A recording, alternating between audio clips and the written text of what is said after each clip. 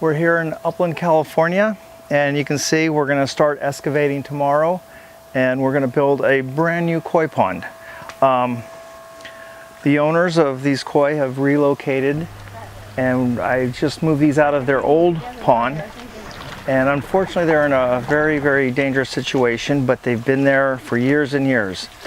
It's the typical build, I call it. It's shallow pond, 2 feet, full of rocks, no bottom drain, just a skimmer. So their environment was pretty stressing on them. I kind of like this layout. Right out the house, the whole visual will be the waterfall and the pond, and you're going to walk up here. You'll walk right up to it. You can kneel here easily. And you know, the fish, you can see they're so friendly. You'll be hand feeding them here. We'll have double falls split in the middle. And all this will be 4 feet deep. So these guys are used to 2 feet. So they're going to love this.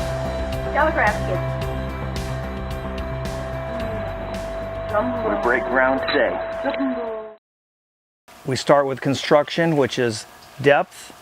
There's also a formula for gallons for, say, how many koi you have and how many gallons the pond should be.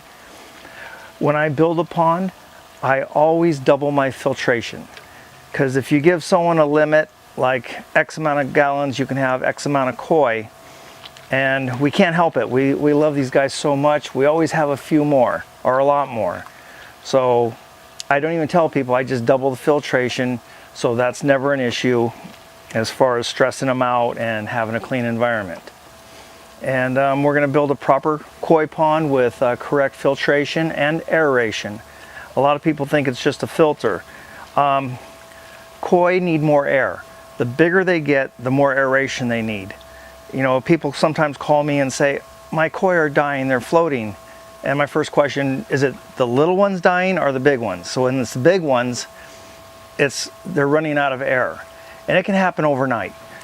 They have a little waterfall not built correctly, and they just outgrow the pond, the water garden, and they start choking.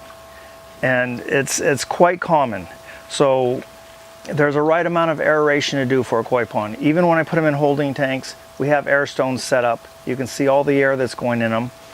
If a filtration system breaks down, that's fine. You just stop feeding your fish because you're not going to filter. You know, a filter pump can go out. You don't have to panic if you have an air machine going. I usually install aerating bottom drains, so we always have air going. So when you build a pond, always have both aeration and filtration. So this new pond will be 4 feet deep at the bottom drain, have proper filtration, proper flow rate, which just because you have good filtration doesn't mean it's going to work. The flow rate, the speed of water through the filter is what creates the proper filtration. The bacteria has to kill the bad bacteria.